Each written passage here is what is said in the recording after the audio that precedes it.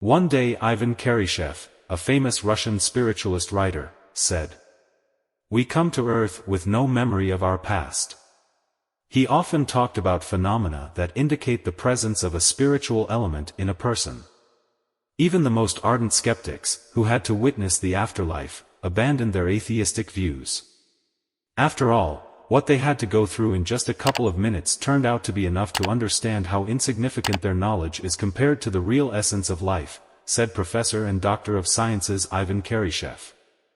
In his works, Ivan Karyshev pointed out the existence of two elements, the spirit and the body. They have different natures and therefore cannot be mixed. Matter produces only matter, but in spirit, on the contrary, there is nothing material.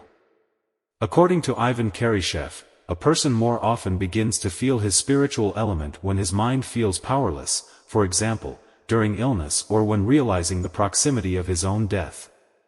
And in some cases, a person can even see this spiritual element.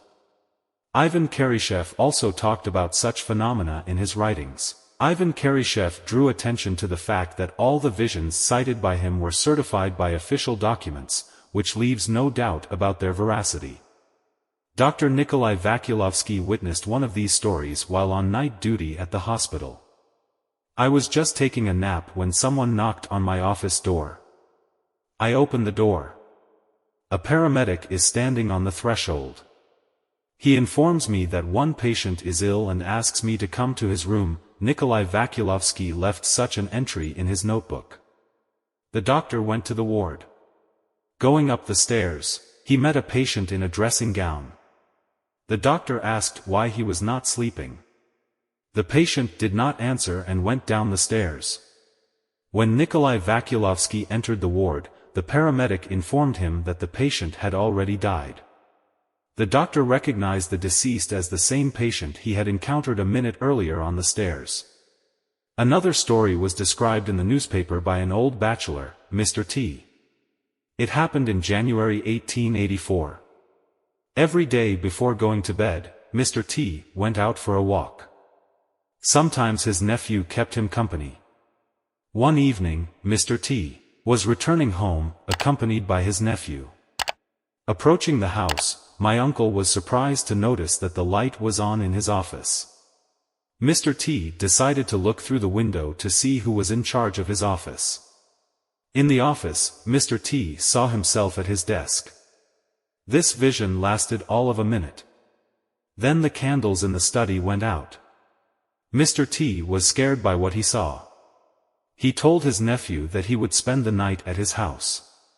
The next morning, Mr. T.'s lackey, old Vasily, ran to his nephew and asked to call his master. The footman informed Mr. T that the ceiling had collapsed over his blood during the night, and that the Lord had saved him from certain death. The following story was told by Vasily Kelsev, a student at one of the schools in St. Petersburg. The student rented a room near the college. His father was an official and rarely visited his son. And if he did, he didn't stay with him for long. One late evening, when Vasily Kelsev was in his room reading a book, his father came to him. The official was pale and upset about something. "My father came up to me and said, 'Vasya, I've come to bless you. Live righteously and remember God.' Having said that, my father left the room. I was not at all surprised by this short visit. My father was always busy, and he never stayed with me for long." Kelsev recalled. Ivan Karyshev also cited the story of Edmund Gorbny, who was a judge of the consular court in China and lived in Shanghai. There were guests at Edmund Gorbny's house every evening. The judge received newspaper reporters who came to him to receive court verdicts. Information about them was posted on newspaper pages. A frequent guest at Gorbny's house was a reporter for an evening newspaper, Mr. H.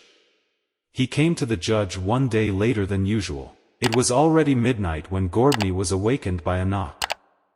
"I thought my valet had come to tell me some important news." I sat down on the bed and asked him to come in. The door opened and reporter X came into my room. I decided that my guest had the wrong room, because my valet had all the decisions. This is how Edmund Gorbny described the events of that night. The judge hurriedly told the guest where he could pick up the decision. However, the reporter did not leave. He informed Gorbny that he had not found him in the office and decided to come here. Mr. H. He said that he had very little time and asked the judge to dictate an abbreviated decision to him. Mr. X, you are abusing my courtesy. I ask you to leave the room immediately and address the valet, the judge blurted out. The reporter didn't budge. He repeated his request again. The judge began to lose his patience. He was ready to jump out of bed and push the uninvited guest out the door. However, the reporter remained calm and repeated his request. All right, Gorbny finally said, fearing that this conversation would wake up his wife. I will dictate a decision to you, and then you will leave and never come to my house again. When the reporter got what he wanted, he left. And the next morning, Gorbny was informed that at night Mr. X.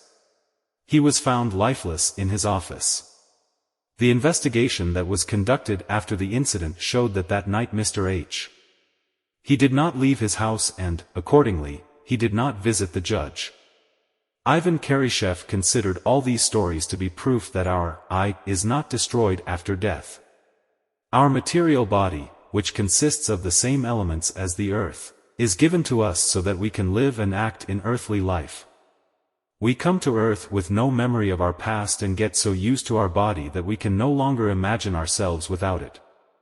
We begin to consider him our real self. However, everyone knows that after death, the body becomes a soulless piece of matter that will eventually turn into earth. But for some reason, not everyone wants to know that our I remains indestructible and free after this metamorphosis. Ivan Karyshev told me. And what do you think about life after death, my friend? Do you believe in these interesting cases that Ivan Karyshev told about? Thank you, friend, for watching this video to the end. God bless you. I hope you enjoyed this video, and we would be happy if you write in the comments your thoughts that you had while watching it. We would be happy if you share this video with your friends and be our subscriber. Thank you. We wish you and your family health and prosperity.